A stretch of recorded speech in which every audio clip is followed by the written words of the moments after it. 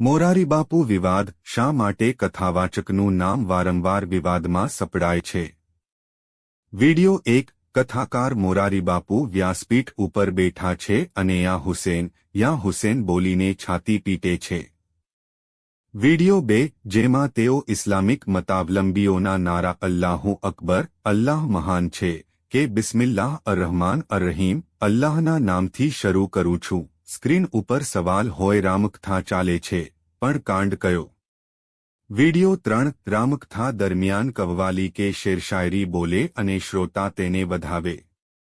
ગુજરાતના કથાવાચક મોરારીબાપુ ઉપર આ પ્રકારના વીડિયો કે પોસ્ટ સ્વરૂપે સોશિયલ મીડિયા ઉપર તમારા ધ્યાને આવ્યા હશે, જેમાં તેમની ઉપર કથાનું ઇસ્લામીકરણ કરી રહ્યા હોવાનો આરોપ મૂકવામાં આવ્યો હોય. જો કે કથાકારના નામ સાથે વિવાદ જોડાયો હોય તેવું પહેલી વખત નથી બન્યું. આ પહેલા તેઓ કૃષ્ણ અને યદુવંશીઓ ઉપર કોઈ રાજકીય ટિપ્પણી કે નીલકંઠ વિશે નિવેદન કરીને ચર્ચામાં આવી ગયા છે. અન્ય કોઈ કથાકાર કે ધાર્મિક નેતાની સરખામણીમાં તેમના નિવેદનોને બારીકાઈથી ચકાસવામાં આવે છે અને તેની આસપાસ ચર્ચા પણ છેડાઈ જાય છે. જેટલું મોટું નામ એટલો મોટો વિવાદ. વરિષ્ઠ પત્રકાર જગદીશ આચાર્યે બીબીસી ગુજરાતીના સંવાદદાતા જયદીપ વસંતને જણાવ્યું. કથાકાર તરીકે મોરારીબાપુનું કદ બહુ મોટું છે. તેમણે લોકોમાં પૂજનીયનું સ્થાન મેળવી લીધું છે. ગુજરાત જ નહીં દેશવિદેશમાં તેમની લોકપ્રિયતાની તોલે કદાચ જૂજ કથાકાચર આવી શકે. એટલે સ્વાભાવિક રીતે દિગ્ગજ વ્યક્તિ કોઈ ભૂલ કરે તો તેના ઉપર મોટો વિવાદ થાય. ઉપરાંત તેમના આચાર વિચારને બારીકાઈથી જોવામાં આવશે. 35 વર્ષ દરમિયાન કથાવાચક મોરારીબાપુની રામકથામાં આવેલા પરિવર્તનને આચાર્યે નિહાળ્યું છે. મોરારીબાપુની સત્તાવાર વેબસાઇટ ઉપર આપવામાં આવેલી માહિતી પ્રમાણે 1960માં પોતાના વતન તલગાજરડા ખાતે તેમણે પહેલી રામકથા કરી હતી. ત્યારથી જાન્યુઆરી 2020 સુધીમાં તેઓ 841 રામકથા કરી ચૂક્યા છે. કૃષ્ણ અને યાદવકુળ વિશેના પ્રવચનથી વિવાદ થશે તેનો કથાવાચક તરીકે કદાચ તેમને અંદાજ હતો, એટલે જ વ્યાસપીઠ પરથી મોરારીદાસ કહે છે કે મારો ગુરુ મને રોકે છે. તે કહે છે કે ન બોલ દુનિયા પચાવી નહીં શકે, પરંતુ હું ખુદને રોકી નથી શકતો. કથામાં ઇસ્લામીકરણનો આરોપ. 1980ના દાયકાના અંતભાગ સુધીમાં રાષ્ટ્રીય સ્વયંસેવક સંઘ અને તેની અન્ય પાંખો વિશ્વ હિન્દુ પરિષદ અને ભાજપે રામજન્મભૂમિ આંદોલનને હાથ ધર્યું. એ સમયે મોરારીબાપુએ હિન્દુ યુવાનોને મંદિર માટે કેસરિયા કરવાનું આહ્વાન કર્યું. જો કે વિહિપ પણ મોરારીબાપુના વર્તમાન સ્વરૂપથી નારાજ છે. વસંત સાથે વાત કરતા સંગઠનના રાષ્ટ્રીય પ્રવક્તા વિનોદ બંસલે કહ્યું, મોરારીબાપુ મંચ ઉપરથી અલ્લાહુ અકબર કે અલી મૌલા એવું બોલે તો તેને સમાજ યોગ્ય નથી માનતો. તેમણે મુસ્લિમ દેશોનો પ્રવાસ ખેડ્યો છે, જ્યાં તેમણે મંચ ઉપરથી આવી વાત કહી હોય તો ઠીક છે. પરંતુ જ્યારે કોઈ સંત વ્યાસપીઠ ઉપર બેસીને આવી વાત કહે તો તે યોગ્ય નથી. કથાવાચકની વેબસાઇટ ગુજરાતી, હિન્દી, અંગ્રેજી ઉપરાંત ફ્રેન્ચ, સ્પેનિશ જેવી આંતરરાષ્ટ્રીય ભાષામાં વાંચી શકાય છે. આ સિવાય અરબી અને ઉર્દૂ જેવી મુસ્લિમ રાષ્ટ્રોમાં બોલાતી ભાષાના વર્ઝન સહિત કુલ 7 ભાષામાં ઉપલબ્ધ છે. મોરારીબાપુએ વારાણસી, અલાહાબાદ અને હરિદ્વાર જેવા હિન્દુઓના ધાર્મિક સ્થળોમાં કથા કરી છે, તો તેમણે કચ્છમાં હાજી પીરની દરગાહ પાસે પણ રામકથા યોજી છે. આ સિવાય તેમણે ખ્રિસ્તીઓ માટે મહત્વપૂર્ણ શહેર રોમ, ઇટાલી, ઉપરાંત ખ્રિસ્તીયહૂદી અને મુસ્લિમો માટે પવિત્ર ધાર્મિક શહેર જેરુસલેમ, ઇઝરાયલ માં પણ રામકથા કરી છે. સૂર, તાલ અને તાન. મોરારીબાપુની કથાનું સ્વરૂપ સમયની સાથે સતત બદલાતું રહ્યું છે.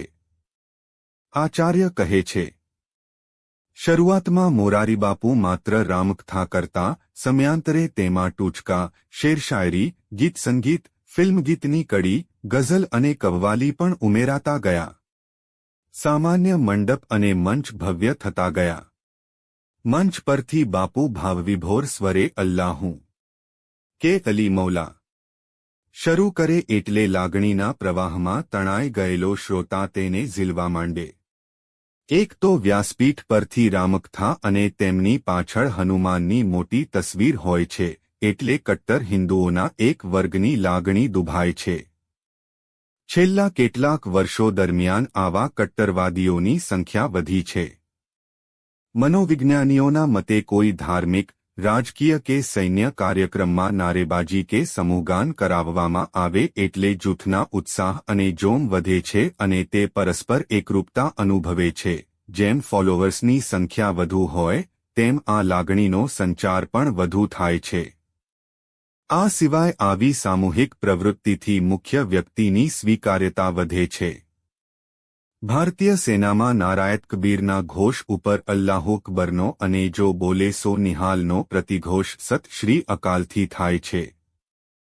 ઉત્સાહ સંચાર માટે રેજિમેન્ટની પરંપરા અનુસાર રાજા રામચંદ્ર કી જય, જય બજરંગબલી, જય મહાકાલી, આયો ગુરખાલી, ભારત માતા કી જય અને છત્રપતિ શિવાજી મહારાજ કી જય જેવા યુદ્ધઘોષ પણ થાય છે.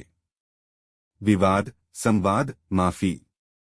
કથા દરમિયાન ઇસ્લામના સંદર્ભ હોય કે સ્વામિનારાયણ સંપ્રદાયના અનુયાયીઓ માટે પૂજનીય નીલકંઠવર્ણી સંદર્ભે વિવાદ થયો હોય, કટારલેખકો અને ડાયરાના કલાકારોનો એક સમૂહ વાચાળ રીતે મોરારીબાપુની તરફેણમાં રહ્યો છે. આચાર્ય માને છે કે સાહિત્યકાર, કટારલેખક, પત્રકારો અને લોકકલારોના સમૂહે મોરારીબાપુની લોકપ્રિયતા વધારવામાં ઉદ્દીપક તરીકે ભૂમિકા ભજવી છે, જે મહદંશે પરસ્પર સહજીવનના સિદ્ધાંત ઉપર આધારિત છે. તેઓ કહે છે, કોઈ વ્યક્તિ મોરારીબાપુના વિચારોના પક્ષમાં હોય કે વિપક્ષમાં તમામને પોતાનો અભિપ્રાય વ્યક્ત કરવાનો અધિકાર છે, પરંતુ જ્યારે બાપુના સમર્થકો ટીકા કરનારને વેંતિયા કહીને ઉતારી પાડે ત્યારે ચર્ચાનું સ્તર કથળે છે. તાજેતરમાં યદુકુળ સંબંધિત વિવાદ બાદ મોરારીબાપુએ વિડિયો સંદેશ દ્વારા માફી માગીને સમગ્ર પ્રકરણ ઉપર પડદો પાડવાની અપીલ કરી હતી, સાથે કે મારી વ્યાસપીઠ હંમેશા સંવાદ ઈચ્છે અને હું સંવાદનો માણસ છું. વિશ્વભરમાં લાખો અનુયાયી ધરાવનારા મોરારીબાપુના આશ્રમ ખાતે અસ્મિતા પર્વના નામથી યોજાતા વાર્ષિક કાર્યક્રમમાં વિરોધાભાસી વિચારસરણી ધરાવનારા પણ એક જ મંચ ઉપર જોવા મળે છે, જે તેમની સ્વીકાર્યતાની દ્યોતક છે.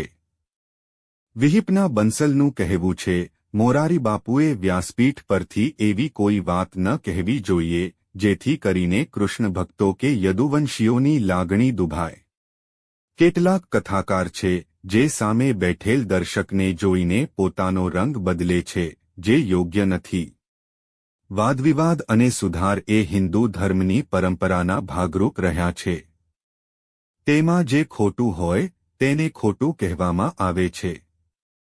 તેમણે મોરારીબાપુ ઉપર વ્યાસપીઠની મર્યાદાનો ભંગ કરવાનો આરોપ મૂક્યો. વ્યાસપીઠની મર્યાદા કેમ? હિન્દુઓમાં શ્રીમદ ભાગવત મહાપુરાણ, રામચરિત માનસ કે અન્ય કેટલાક ધર્મગ્રંથની કથા કહેવાની પરંપરા છે. આ કથા કહેનાર મંચ ઉપર એક આસન ઉપર બેસે છે, જેને વ્યાસપીઠ તરીકે ઓળખવામાં આવે છે. કથાકાર સામે જે તે ધર્મગ્રંથ હોય છે, જેને પોથીજી તરીકે સંબોધવામાં આવે છે, જેની પ્રદક્ષિણા કરવામાં આવે છે. હિન્દુઓની પૌરાણિક માન્યતા પ્રમાણે અર્જુનના પૌત્ર પરીક્ષિત અને ચક્રવ્યૂહમાં મૃત્યુ પામનાર અભિમન્યુના પુત્ર રાજા વનમાં શિકાર કરવા નીકળ્યા ત્યારે તેમને પાણીની તરસ લાગી.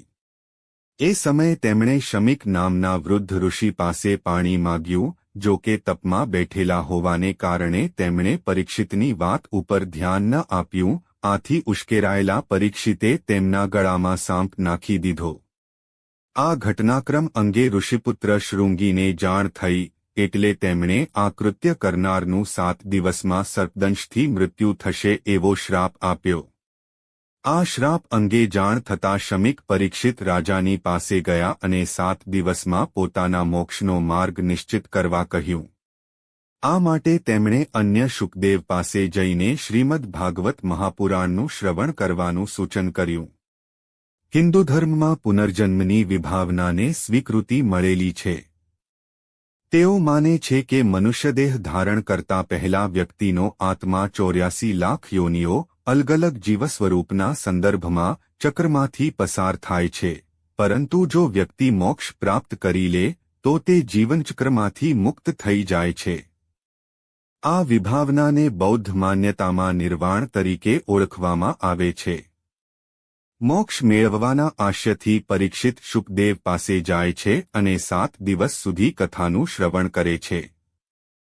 તેમના નામ પરથી કથાનું આસન વ્યાસપીઠ તરીકે ઓળખાય છે. કથાના 7મા દિવસે તક્ષક નાગના ડંખથી પરીક્ષિત મૃત્યુ પામે છે, પરંતુ કથા સાંભળી હોવાથી મોક્ષ મેળવ્યો હોવાનું હિન્દુઓ માને છે. આ વિશે હિન્દુઓના પૌરાણિક ગ્રંથ શ્રીમદ ભાગવત મહાપુરાણના પ્રથમ સ્કંધ પેટાખંડના 18મા તથા 19મા અધ્યાય તથા 12મા સ્કંધમાં ઉલ્લેખ મળે છે. આ આસનને એટલી હદે પવિત્ર માનવામાં આવે છે કે જો કથાવાચકના માતાપિતા કે વડીલો શ્રોતા તરીકે હાજર હોય તો તેઓ પણ પ્રણામ કરે છે.